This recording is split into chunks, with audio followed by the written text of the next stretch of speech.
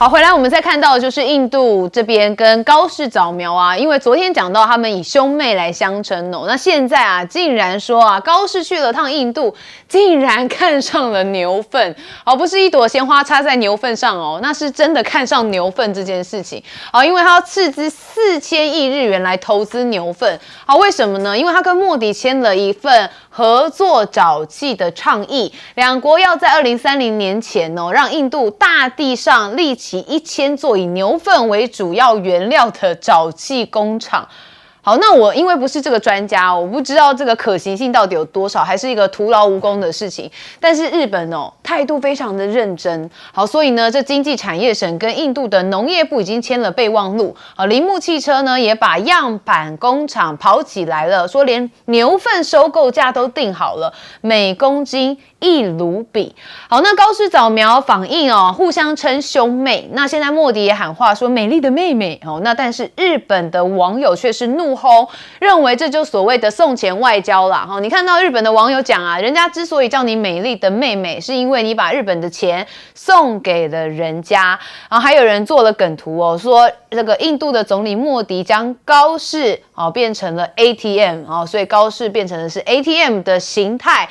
那当然，为了抵制中国的稀土啊，日本这一趟去印度，自然也是有所谓的政治目的，就是希望能够联合印度来抗日。好，所以呢，印度的经济论坛开幕，莫迪表示，日印的合作将会惠及世界。好，莫迪说啊，日本的专业知识跟投资，还有跟印度的速度与规模相结合，就会让全世界来受益。好，那期待两国的合作。那日本跟印度同意推动在晶片还有关键矿产上面，还有人工智慧领域的合作。那莫迪称印日将在关键矿产上面密切合作，中方这边有做一些回应。这是外交部的发言人说，不能打着合作的幌子，搞排他性的小圈子，说挑动了对立对抗。好，所以中国大陆也很深知哦，这一次高市早苗在印度就是一种抱团取暖就是要对抗中国大陆就对了。好，150家的日系跟着高市进到了印度，那日本不是找新市场，而是替下一场的供应链风暴来找退路。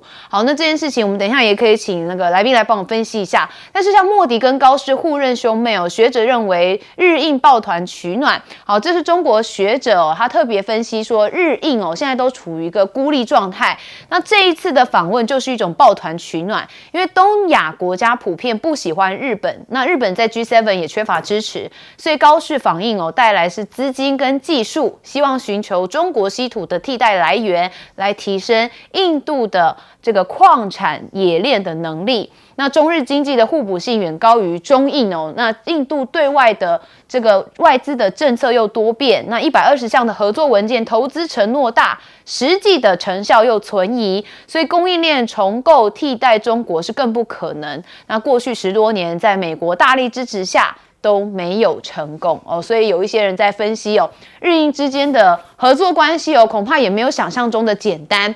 那像是日本东京也庆祝了美国建国250周年。好，那无人机展示了川普跟高市早苗一个同框的画面。好，那你可以看到 Happy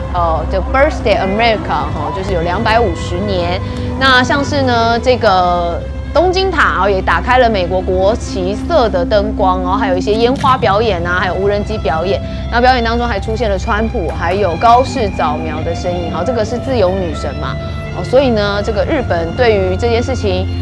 也是非常的欢庆好，那日本印度独角兽的条约重塑了印太地区海军隐身的力量平衡。那印度的海军获得了日本先进军舰的技术，说这一项其实呢也引进了独角兽的这个整合系统，有望就是提升印度海军的一个隐身生存的能力，然后加上海上的电子战韧性以及印太地区的海军力量的投射能力。那两国呢还会致力于在一些国防技术术上面，所以莫迪说啊，我们就可以加强区域稳定跟海上的安全。好，那来做一些基础的印太秩序的维护。那高师访问印度，现在说啊，日本只是想要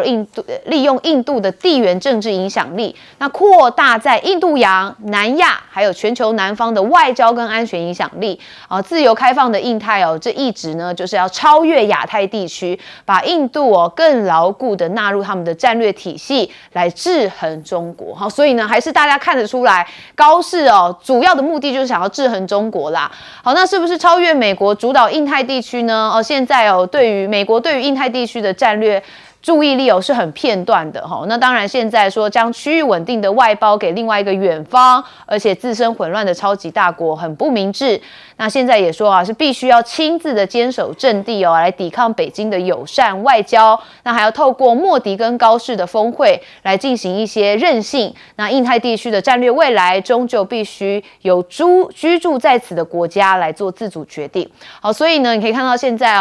没有印度的印太在美国这边的概念是这样但是日本很故意在拉拢这个印度的关系所以我们还是要看到在牛粪上面到底有没有一些合作的契机，那以及日印到底各自打什么算盘，我们要问彬哥怎么看？牛粪当然是一个很好的生意，而且印度人本来早就在用，因为它是全世界饲养最多牛的国家之一，它养了2到3亿头牛，非常多，然后每年光牛粪可以产12亿吨。所以印度早就已经在做各方面的牛粪的应用，在印度叫牛粪经济，其实还蛮发达。那这一次日本愿意注资去跟他们去建这些沼气相关的能源设备生产工厂，对印度来讲当然是好事啊。我觉得这个倒是一个可行的东西，只是问题来了，就是高市早苗的心态是什么？高市早苗其实现在就是因为他知道他跟中国大陆的梁子是解不开的，所以他要对抗中国大陆，他必须要想办法去拉拢周边所有的国家。可是你看他这一路拉拢下来，他连蒙古都去拉了，你知道？然后去G7的时候，他也去想办法去表态，东南亚各国他也想办法去拉。可是现在看起来，对他反应就是有积极反应的，真的不多。菲律宾啊，对啊，菲律宾是因为美国主导的关系。那可是其他像蒙古自己被中俄夹在中间，他是无能为力。那你说俄罗斯现在对日本态度也是很不友善，南韩本来要跟日本签协议的，结果现在看到情况不妙，也是暂时先 hold 住。那北韩就不要讲，对日本敌意是很深的。东南亚这些国家其实就倾向于不要积极表态，因为表态太多会得罪中国，对他们来讲不是一个划算的生意。所以他找了半天，连G7这些国家都是没有什么很积极的态度的时候，他终于找上了印度。那问题是，他找上印度之后，莫迪这个很像还是这样，你愿意给我钱，我绝对欢迎你。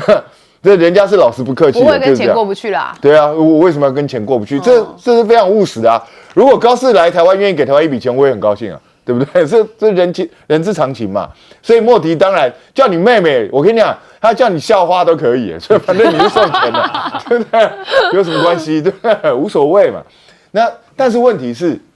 第一个，日本人愿不愿意去那边投资？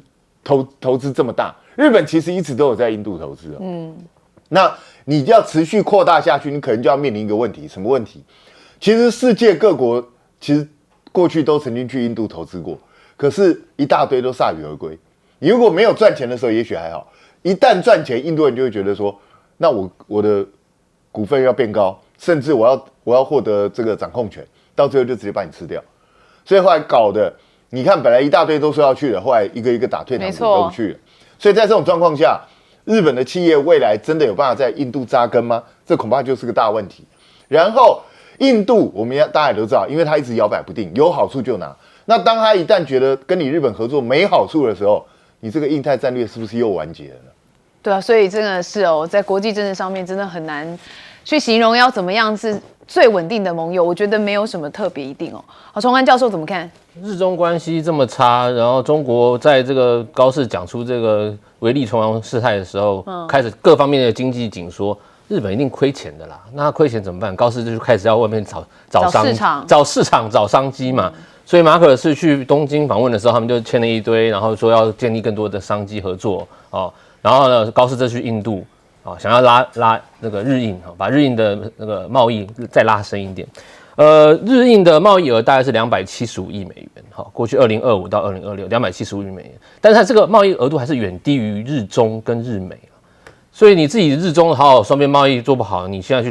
拉日印，这个本末倒置啊。但是我觉得高市现在是这样子的，因为它的右派色彩太明显，好，搞得这个东亚的各个国家对它都有点忌惮，因为靠太近。所以他就只好开始找一些，比方说跟中国有一些 love and hate， 我们讲又爱又恨的国家，要找上印度。虽然呢，我刚才讲了有275亿美元啊，那日本在这个印度投资大概有1400家公司哈，但是就像刚才彬哥讲的，许多公司、许多国家在印度投资都会遇到一些麻烦，因为你要跟印度人做生意，跟他们做事情哈，要非常知道印度人做事的原则跟他们的习性。好，那他们这个不管是人口的结构、教育的程度，印度人他们本身工作的态度，这些东西都是各个东亚国家大家都有领教过的。所以日本能在这个印度到底能深耕，但他们希望能深耕更久，能赚更多钱。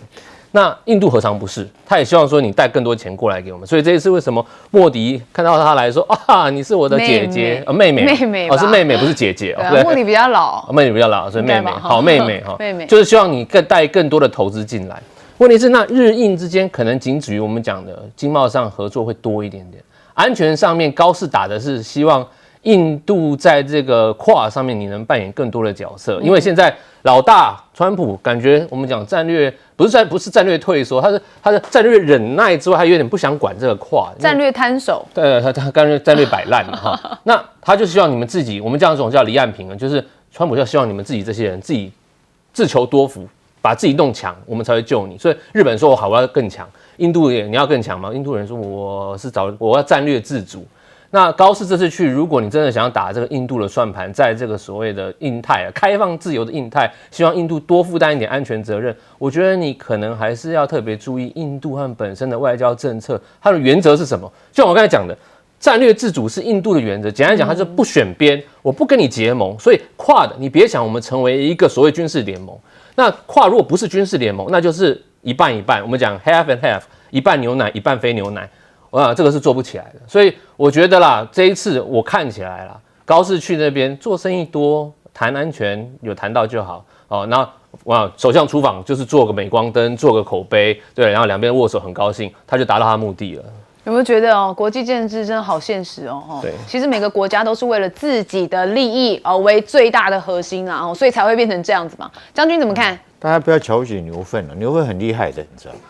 不要说牛粪了，你知道在这个为什么这个高市会突然跟这个莫迪两个会突然对牛粪有兴趣？因为一件事情的启发，在2018年的时候那是2月13号那天，印度南边有一个造船厂叫科钦造船厂，他在造什么呢？造维特兰特号航空母舰呢，就被这个不是牛粪是人粪炸掉了。你知道，连航空母舰都被炸了，而且还造成5死13伤。你说这个粪气，这个粪所产生的沼气威力有多大？所以我在想，是不是这个高市跟这个看到这个历史上面2018年发生这件事情，居然可以把航空母舰维特兰特号那时候在旁边造嘛，它是一架这个专油平台在那边，由于这个人的排泄物这个一直堆积了200吨没有清理，就产生了沼气，然后爆炸，连旁边的维特兰特号都因此受到波动，受到受伤，造成5死13伤。这种是一种生化武器吧？对，那是不是接受这件事情的这种启发，突然发现说这个武器，这个产生的沼气这个排泄物产生的沼气，它威力是无穷的。但是我必须要讲这个如果说这个沼气，如果说你适当的控制运用，当然可以当做能源的一部分了那由于这一次我想说，因为是荷姆兹海峡伊朗战争被封锁，那是不是印度自己本身，我们知道印度本身没有产油嘛，它14亿的人口，它能源的需要量很大。那日本事实上也是同样的情形。日本来讲的话，它四周环海，它必须要靠这个原油的运输天然气才可以国内才有能源。所以是不是因为这次的战争让他们觉得说能源很重要，那不能光靠原油或天然气，如果被封锁了怎么办所以脑筋动到这种牛粪身上产生的沼气，我觉得这是这个必然的啦。如果说是因为这一次的伊朗战争让他们觉得在能源方面有这种危机感，那是必然的。另外我认为这次高市跟这个到印度去，还有一个很重要的目的，就是为了稀土哈。这个日本现在因为中国因为高市讲的那句话啊，台湾有事就是日本有事，造成中国对他的很大反感。那现在前2天上个礼拜还宣布对日本的20家的企业军民两用的企业实施制裁，就稀土不给你。日本在这种状况下，那日本当然对稀土的需求恐急了哈。在这种状况下，他是不是脑筋动到印度那边？但是高市还是要注意一下哈，印度要做生意不是这么简单的。是，所以大家对于日印之间，其实觉得还是难关重重哈。好，我们休息一下，马上回来。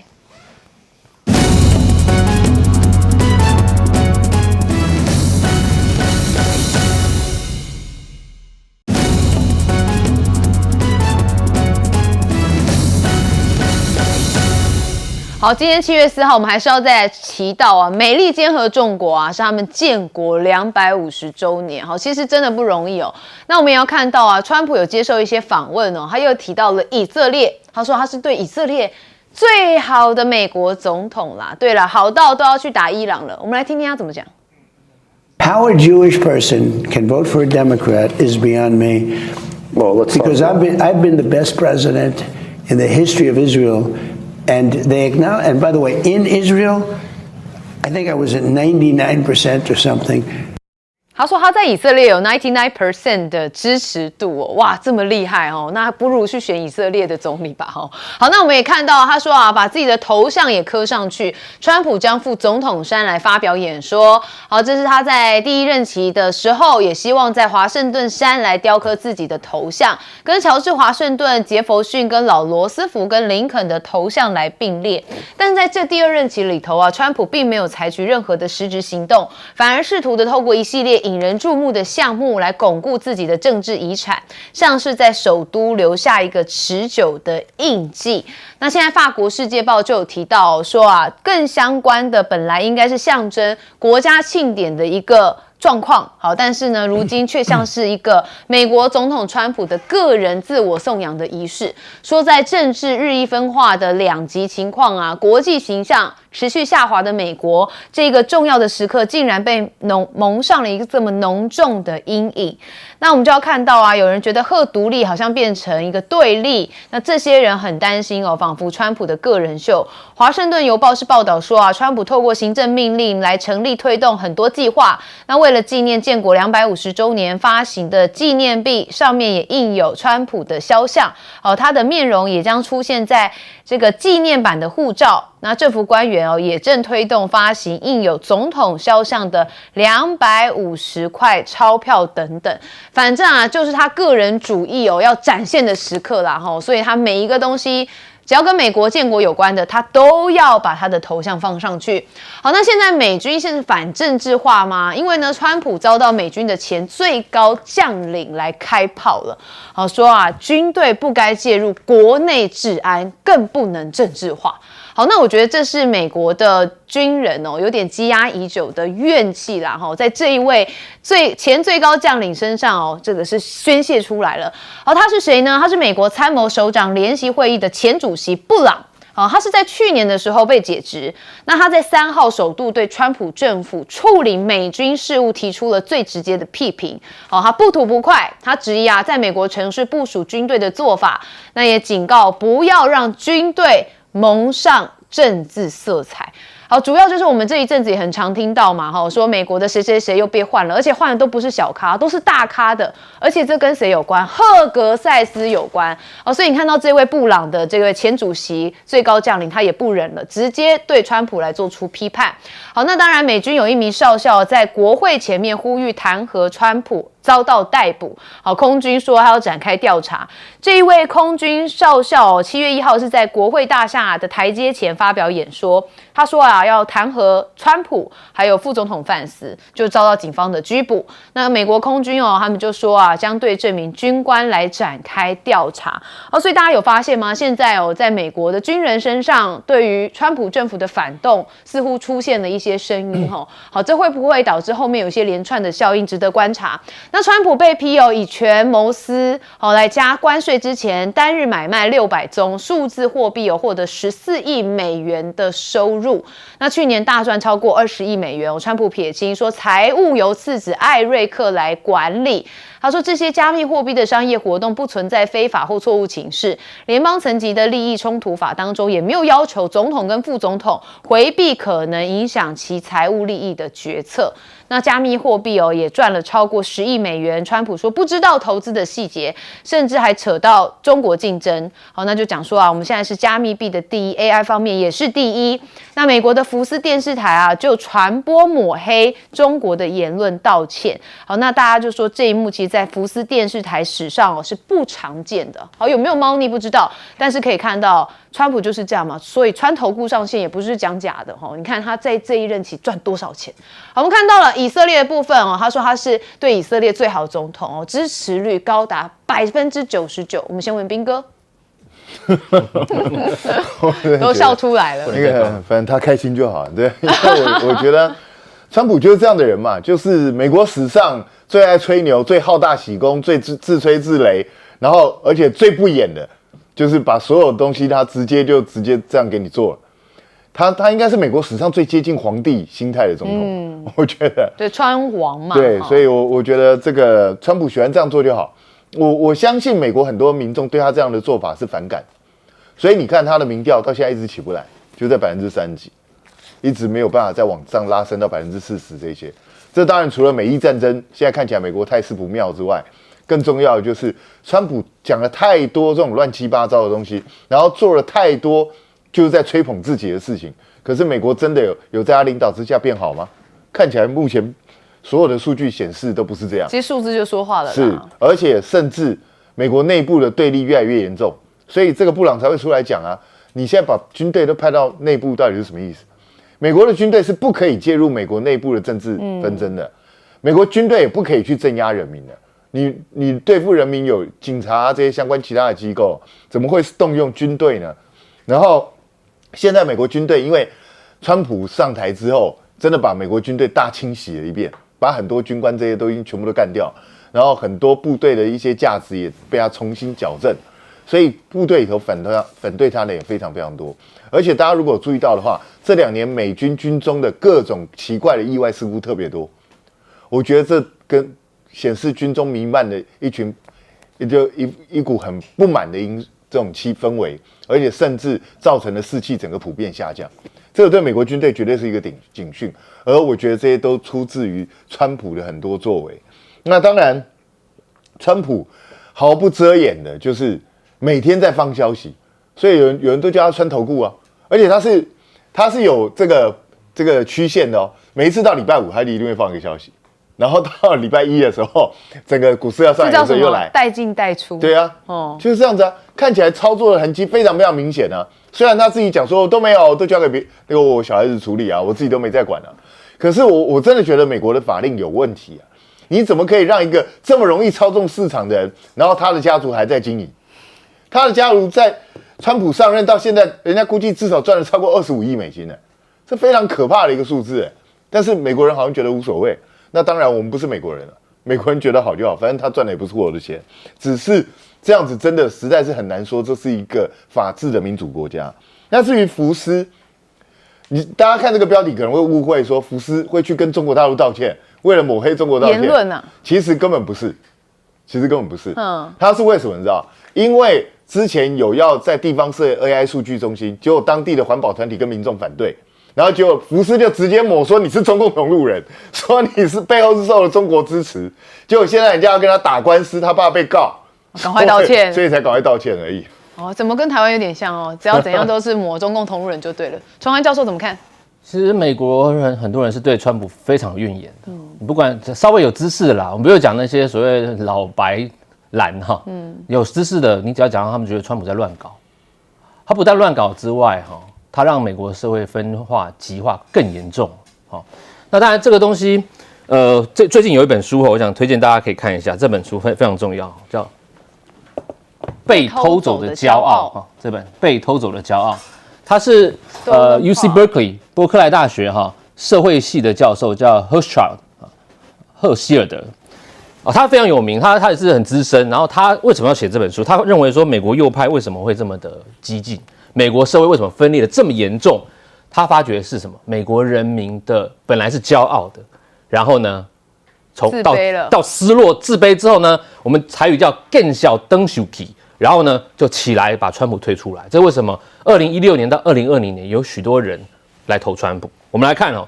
Herschel 他2017年用了6年的时间到肯塔基州的一个地方第5选区，那叫派克维尔镇。那个地方以前是一个非常中立的，有人投民主党，以前投奥巴马一堆，也有人去投共和党，他是不会那么右的，不会那么保守的。虽然里面的人都上教会，那个地方你知道阿帕拉契山下肯塔基州底下那些人都是白人，以前是挖煤的，假日之后是上教会新教徒，但他们没有那么的右。可是2016年到2020年，他们全部转到川普。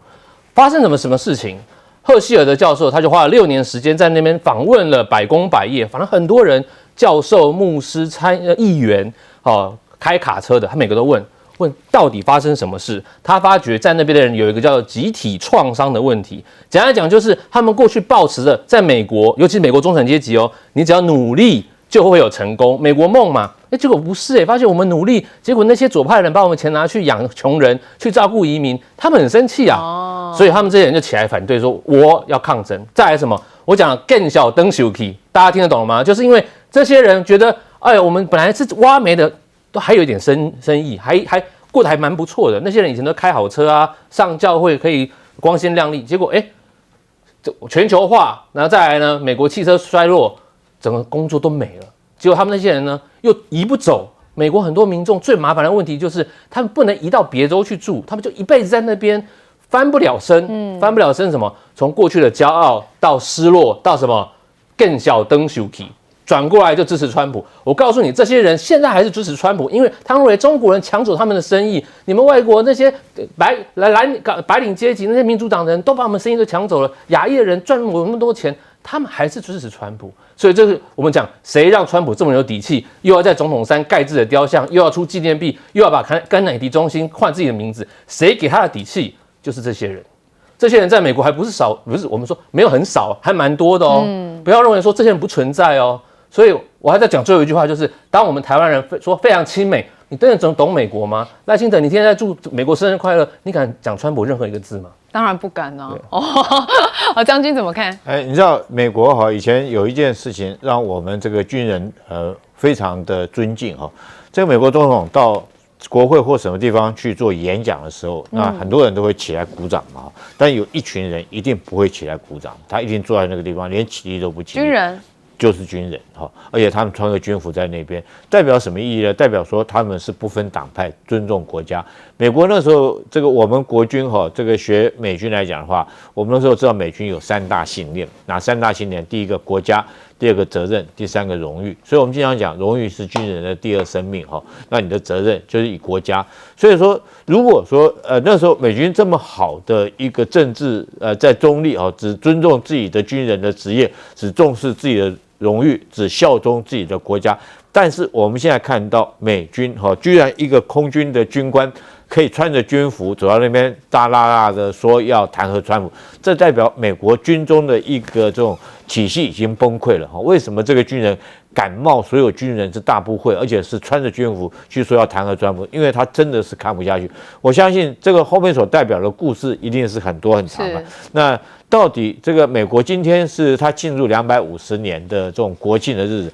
究竟是这250年这个培养出来像川普这么一个总统，还是从川普以后会将美国画一个这种分水岭，从富强从强盛的国家走向衰弱其实我们有待观察。可是我认为是说，这个美国的很多制度搞到现在，本来是一个很富强的国家，那出了川普确实是一个很明显的分水岭，尤其是说让所有人这个不敢相信的是，你身为一个美国总统，你到底是美国总统，还是你的川普家族派出来担任总统，然后负责替家族这个担任 CEO 炒作股票、炒作赚钱生意的一个职务而已。我们看到，从川普就任总统以来，他现在光这个加密货币来讲的话，他已经狂赚了14亿这么多的金额。那其实他在竞选总统之前，他是反对加密货币的。他那时候讲说，加密货币就是提供这个贪污啊、犯罪啊。那时候他不知道能够赚那么多钱。后来等他发现可以赚这么多钱以后，他自己成立公司，要投入啊，让儿子来经营，然后这个大捞一笔、大赚一笔。除此之外，我们看到他的股票也是这样，而且他身为一个总统，他利用他自己的职权毫不避嫌。比如说讲一个最明显的，辉达好了，辉达股票，他同意 H20卖给中国之后，就后来大家发现，他原来是他已经先去买了辉达的股票，然后他同意 H20这个卖给中国，当然后续有没有买那是另外一回事。可是这东西这就不是很明显的内线炒作吗？那对于苹果股票也是这个样子。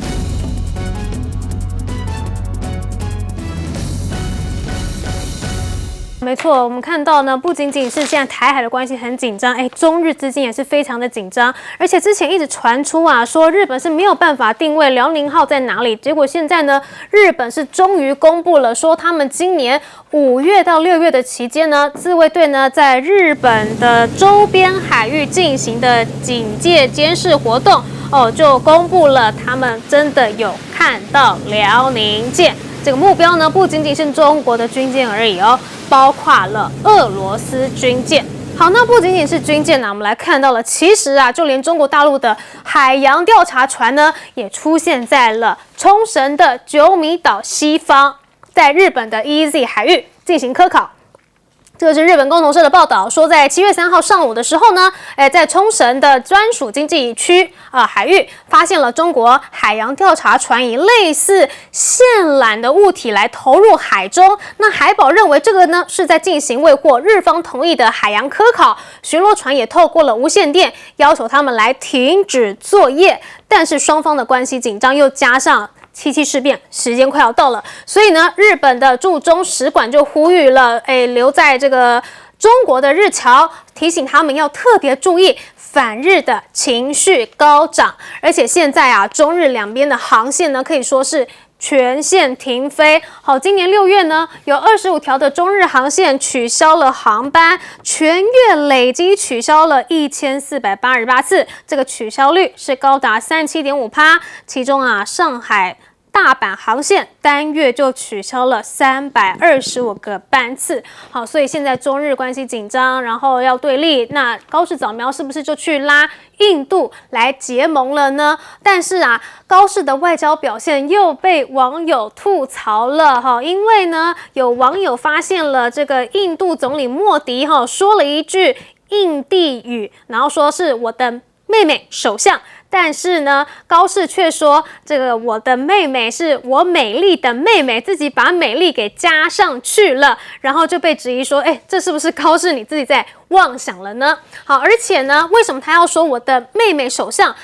其实这个意思不是说我们两个关系很好，像兄妹一样，是指什么？是指高市比我低一等你的位阶比较低，所以是妹妹的意思。结果高市自己兴高采烈的说，他说我是你美丽的妹妹，这样子哈。那另外呢，这个印度的性平观念除了不太好之外啊，它是不是一个好伙伴也是一个问题。因为牛弹琴就说了，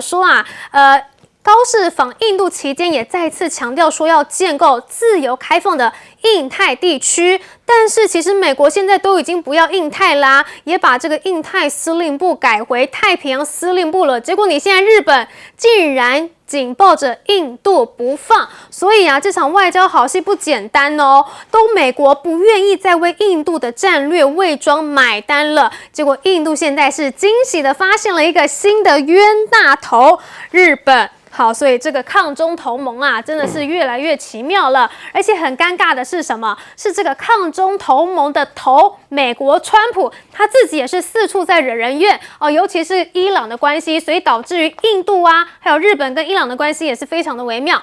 现在伊朗呢要用葬礼去划朋友圈那也向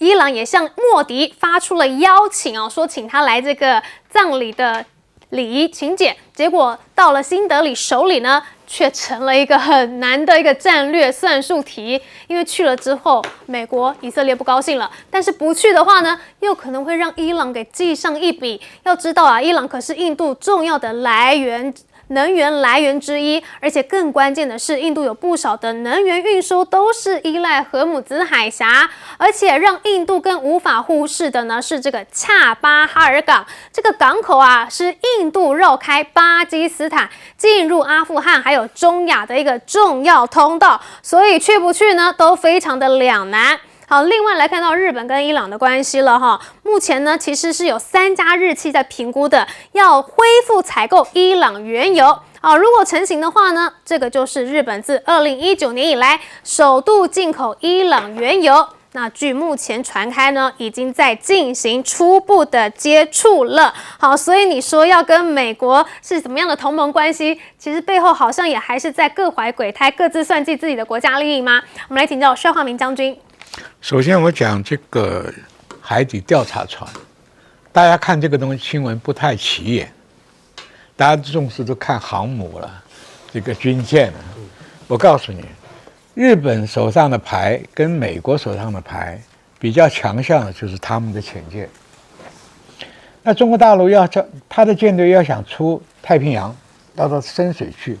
它不是走巴士海峡就宫古海峡，所以冲绳周边的海域水底下的状况，你没有海测船去调查清楚，到底这个海水有多深，海流是怎么流，流速多少，海里的盐的浓度多少，水温多少，这都牵涉到潜舰作战所需要获得的资料。因为你的这个声纳系统碰到深度不一样，盐度不一样，它的反射跟杂音都不一样，还要录取当地海底动物像鲸鱼这些的噪音，会不会让你有误判？所以这是海下作战的第一步，先要调查海底的地图跟这个所有的资料，水文资料，这个是很重要的。因为中国也在生产20条新式的核动能的潜舰，这个潜舰不是做战略潜舰，是做猎杀型的潜舰，就是专门猎杀日本和美国潜伏在台东外海或者是印度周边的海域水下的一场搏战，这是开头第一步要做的。第二个，伊朗这张请帖啊，对莫迪来讲，我讲是灵魂的拷问，你来不来？你占了老子的便宜，买了这么多伊朗的油，赚了这么多钱，我家办事的时候你来不来？红白事哦，这是大事哦。你不来，那以后你想不想要买伊朗的油，发这个国难财？你来，你不怕美国人对你的制裁？所以莫迪必不吭声了，这个问题很难答啊。所以我们在看这些事情呢，所以伊朗这一招蛮狠的。我以前不觉得伊朗人很聪明，从美伊作战到现在啊，第一个是他打不死的蟑螂，连美国这么强大的军力他扛过来了。今天捏的荷姆兹海峡欲取欲求啊，就抓到你川普急得想脱身又脱不了身的时候，伊朗很多条件可以开出来。美国丢出来，哎，我先把卡达的这个60万美金解冻给你。伊朗说摇摇头，拿这点小钱就把我打发了，门儿都没有。所以你看好了，逮住了川普，家里面后院失火，赶快脱身。这个时候以色列就被抛弃了。对，所以你看，以色列跟美国这么亲密的朋友都被抛弃了，回过头来，里奥骂的那句话，我们不被抛弃吗？刚才你还讲阿里桑那开一个办事处，你以为是很外交上突破吗？那是为了加速挖台积电的一个办事处，方便作业，好事吗？一点都不好啊！川普又讲了，我本来就要掏空台积电了，我拼命的掏也只能掏到50%啊！我还有，你没有忘记美国那个副国务卿讲过什么话？我搬不走的台积电，我炸都炸掉，我绝对不让你中国拿到。你知道美国对台积电是什么态度吗？先说你是偷的，现在我要回来，要回来还要你投资，我自己都不出钱，都狠了。穿着西装的强盗也不过如此。没没错，真的是非常的狠啊！结果没有想到，伊朗用葬礼这一招，让这个印度非常难堪。我们也是觉得印度也是一个蛮取巧的国家，没有想到现在竟然被反制了。我们请教徐老师。是这个。是这个关于大陆的这个科考团在冲绳的九米岛来进行科研这个事情，我觉得时间点非常有趣。当然，这一方面呢是持续的去反制日菲准备启动的在台湾这个岛屿以东的这个东部海域的这个划界谈判但是我觉得更值得玩味的是中国大陆最近打的琉球牌。在前几天人民日报就是大陆的这个层级最高的党报它在它的一个不是很前面的版面，大概是第18版分比较偏后的一个学术讨论的一个版面，但是看了一篇全版的文章，是由这个中国大陆社科院的这个日本研究所的研究员所写的，那就去回顾了100年来整个冲绳或者说我们说琉球民族，它不断在保留自己的身份认同、文化记忆，还有跟日本的从军国主义时代一直到近现代，基于美军问题美军基地问题所衍生的种种的社会抗争。跟这个追求自治的呼求，那其中有一段我觉得特别有意思就是说，他其实虽然没有把冲绳地位问题论这7个字写在上面，但其实意思呢，我觉得也非常的相近。因为日本现在开始跟美国一起在炒作这个台湾地位问题论嘛，那大陆就把这个冲绳地位问题论拿出来谈，而且他谈的有理有据的点在哪里呢？他说，第一个，在2战之后其实日本除了这个本州这个北海道4国九州4岛之外，其他的领土是放弃的，包括台湾，包括承认这个朝鲜的独立。那关于琉球怎么办呢？当时是同意由美国来提案，向联合国提案，把它置于联合国的暂时的托管之下，而实际上是由美国的军政府跟琉球的民政府来共同进行一个双层结构的治理。可是，在1972年，由于韩战爆发，由于这个冷战爆发等等的这个美苏对峙的一系列的形势，那美国非常需要日本的支持所以也就在1972年同意了把琉球还给日本。那这篇文章就在讲了，那当时放在美国这实际下的这个联合国托管是走联合国这个渠道那为什么到了1972年，你美国有权利私自把这个琉球还给日本呢？那这个就造成非常有意思的一个历史的现状。那当然，我们现在来看，就是说大陆这张牌关于琉球牌会不会继续打下去，是非常值得关注的。那再看一下高市早苗对印度的访问，其实日本对印度的兴趣一直非常强烈，包括从这个前首相安倍晋三开始就把它列入所谓的印太计划嘛，就把印度拉进由美国、日本、澳洲所组成的这个西太平洋防线，把这个地理幅员扩大，从西太平洋、亚太扩大到印度洋，变成印太。那当然了，这个现在的川普政府对于继续走这个印太战略觉得是一个有点这个本大利小的事情，川普没有很大的兴趣。包括我们看到QUAD这个美日印澳4国领袖的峰会，其实从2019年这个拜登政府办了最后一届之后，后面经过几届疫情，搞了几次线上会，那到川普就任以来，第2次就任以来，到现在没有办过，所以5月的时候才急急忙忙在印度先开了一个外长层级的会，来弥补一下这个空档期间的尴尬。但是呢，这个高市早苗就实际上他就持续去烧这个冷灶不能让这个灶给熄掉。所以这一次我们就看到日本跟印度就谈了很多的合作方案嘛，包括稀土，包括半导体包括这个莫迪说，我们这个印度有非常多的 ICT 的资工产业的软体人才，那日本有很好的工业制造能力，我们未来是不是能够在这个半导体或者说其他下一个时代的这个 AI 具身智能的方面，大家来这个互相合作，来避免中国大陆来卡双方的脖子。那当然这个牌这也是犬牙交错，一方面我们看到印度长期的让日本去使用它在安达曼海上面的这个几个星罗棋布的这个具有重要战略意义的基地，那同时我们看到缅甸的领导人最近敏昂莱也到北京去，那也跟中国大陆再次重申了中缅之间的合作。所以我们看到中缅然后日印两方其实是大家互相合纵连横，在玩一个地缘政治的大棋。好，所以日本来拉了印度一起来抗中，但是为什么这个时候才去公布辽宁舰的画面呢？我们来请教宏庭哥。我觉得这个是日本现在在做所谓的这个主权，像我们刚才所讲的主权伸索，然后以及它的一个反馈式的这样的一个反应。那最大的原因在于，就是日本现在想要在川普态度比较暧昧不明的这个状态底下，他想要去维持他过去所主导的印太战略。就像我们过去所提到，其实印太战略是安倍晋三先提的，他那个时候希望就把太平洋跟印度洋去连成一个战略空间，去联合日本、美国、印度、澳洲还有东南亚的这样的一个国家，希望能够抑制中国。那这整个的战略里面，印度其实扮演的最大的角色是什么？是它的人口。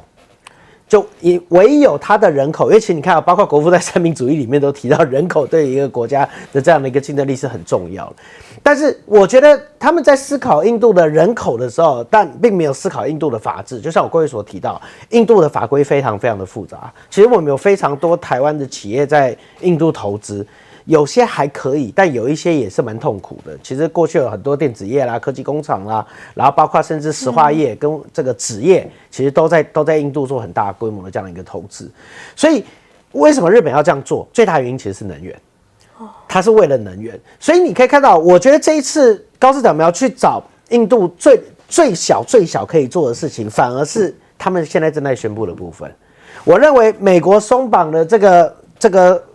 对伊朗的油的这个能源的这个制裁，然后日本马上宣布说，我有3个国家要恢复，是不是能够重启？我觉得这是一个战略回旋。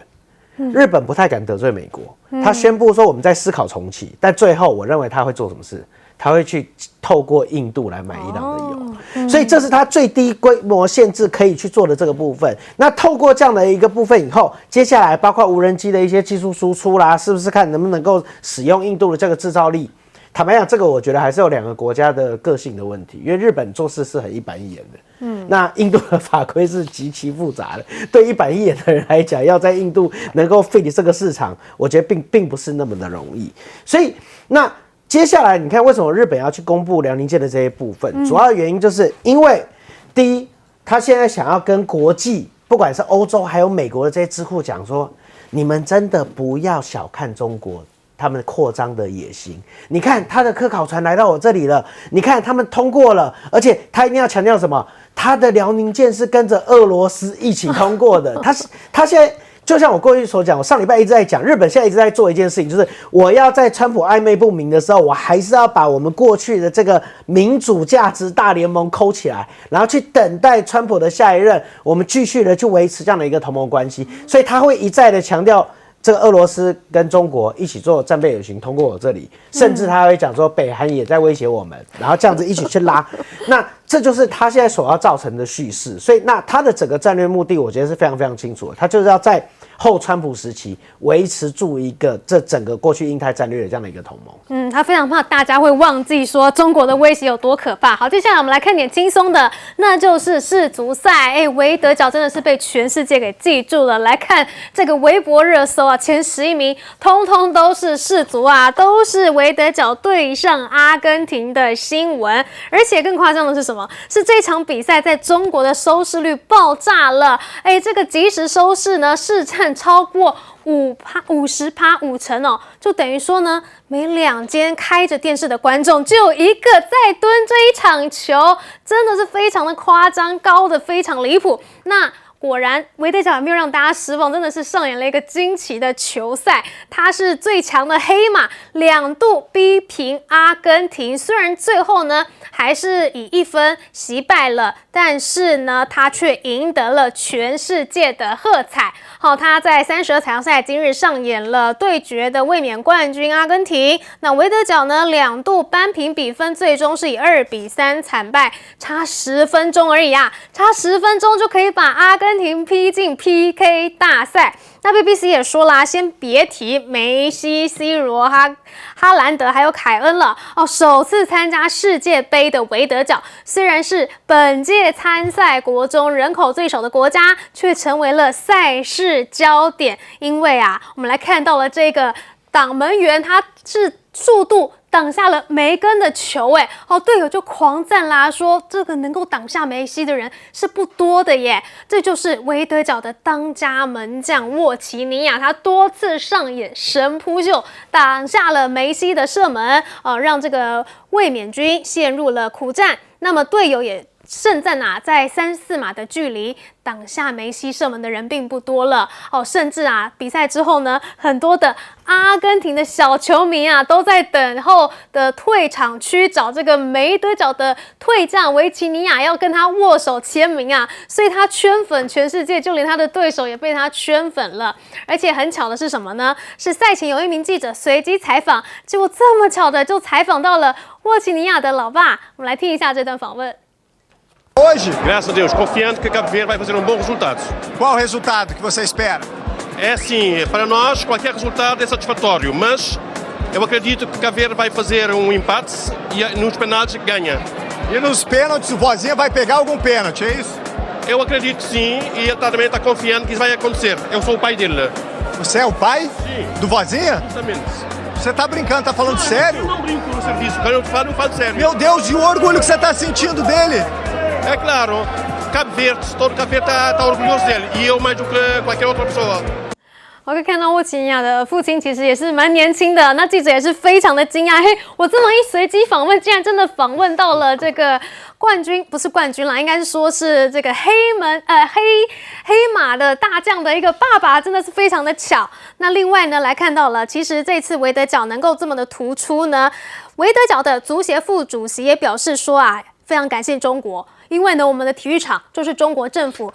援建的，那至今呢，还有中国的工作人员在我们这里常驻啊，负责场馆的灯光啊、场地的运维等技术的保障工作。所以呢，我们还计划要跟中国队安排一场足球友谊赛。好，那这个中国队可能会被这个打得有点惨吗？不晓得。好，但是啊，非洲的小国感谢中国，那其他的国家现在呢也是积极的想要跟中国给搭上线了。我们来看到啊，因为最近呢，大陆跟53个非洲建交国已经这个宣布零关税了嘛，那2个月的税收呢是减让了1.2亿元的人民币哦。哦，那不仅如此，在中亚的部分呢，这个乌兹别克的总统米尔契约耶夫呢，7月2号到3号呢，也是一样对乔治亚进行国事访问。会谈中也提出了要研究把这个巴库第比利斯卡尔斯铁路走廊，还有正在建设当中的中吉乌铁路来连接在一起，这样子怎么样就可以直接打通一个中国到欧洲的铁路了。那看到了中国是这样子积极的在建设，然后也是希望大家一起去发展交通，一起赚大钱。那川普在干嘛呢？川普现在竟然是提出了要禁止中国从格陵兰岛去获取海鲜，这是什么样的一个战略呢？因为川普他在曾经在川普第一任期担任财政部的官员，现任美国北极研究员的主席提出的一个设想，说啊，美国啊可以把格陵兰岛生产的所有海鲜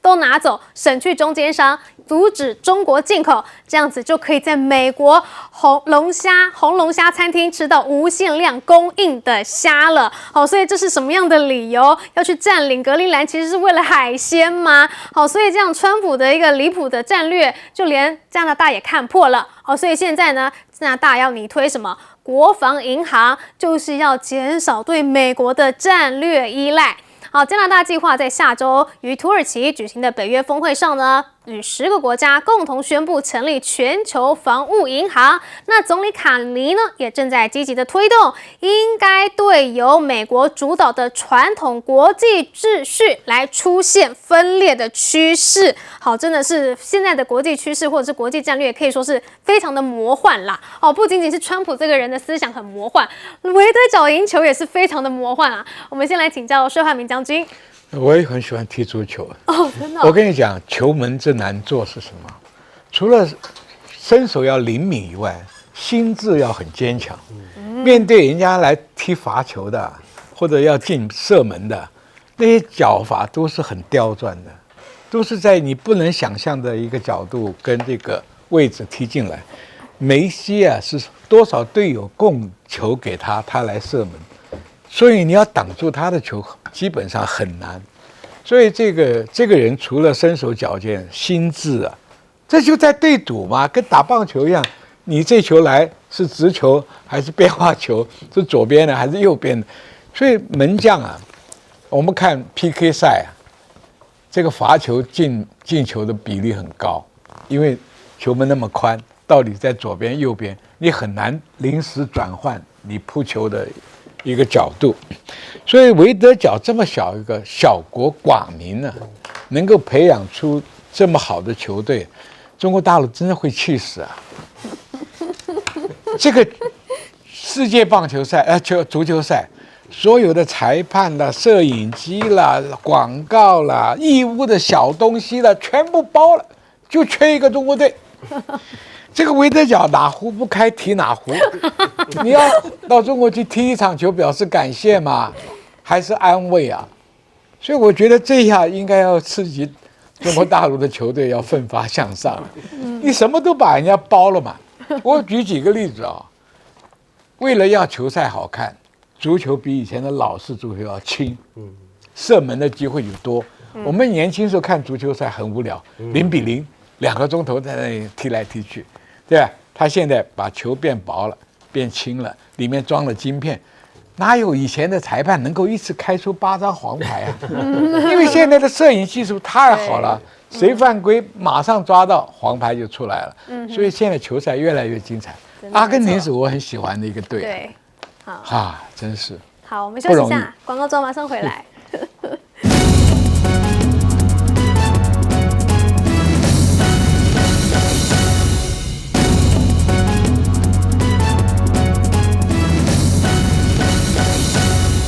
好，维德角这次真的是被世界给记住了，请教徐荣庭议员。我觉得还是不能只谈足球，所以还是要请观众大家看一下。其实应该在这场比赛之前，很少人知道维德角在哪吧？对不对？对，维德角在西非，在塞内加尔旁边。所以这一次的世界杯足球赛其实有2个国家，一个叫维德角，一个叫古拉索。古拉索的人口只有15万人而已。维德角50万，其实比我的选区还小。对，那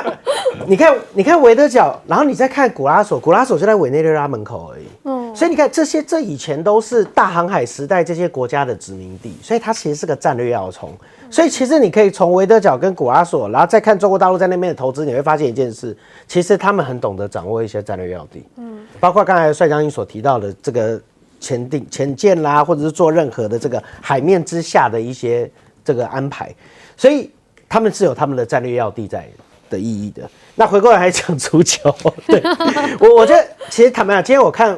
这场球是真的蛮感动，因为阿根廷是传统强队，那他会赢这件事情，大家其实不觉得意外。对，可是维德角过去大家讲说你防守很强，但是大家没有想到的是他会进球，所有人都很难想到，就是然后一度把他打到2-2，然后然后打到延长赛，然后在延长赛两边居然还能进球。那我觉得其实我蛮感动的是他们整个团队的 chemistry 啦，就是说这个国家小，可是这个球队的很团结，他们的小组的互相的这些帮忙的防守，跟他的整个小组的那个团队的他们的化学效应，我觉得是非常非常厉害。当然门将的表现也非常优秀，所以我们在看足球的时候，我们常看一个数字叫什么？叫做逼迫失误。逼迫失误这件事情，在维德角这一次让阿根廷整整失误了46次，就是因为他们的防守而掉球，然后所以呢，他抄截也是46次，然后呢，防堵26次，阿根廷总共踢了22次射门哦，结果呢12球射正，但是最后只得2分。所以这个其实是非常非常厉害的数据，我觉得他的小组其实很厉害，除了门将强，他的小组的防卫也是非常非常厉害的。没错，我们休息一下，广告中马上回来。我们讲了2枚。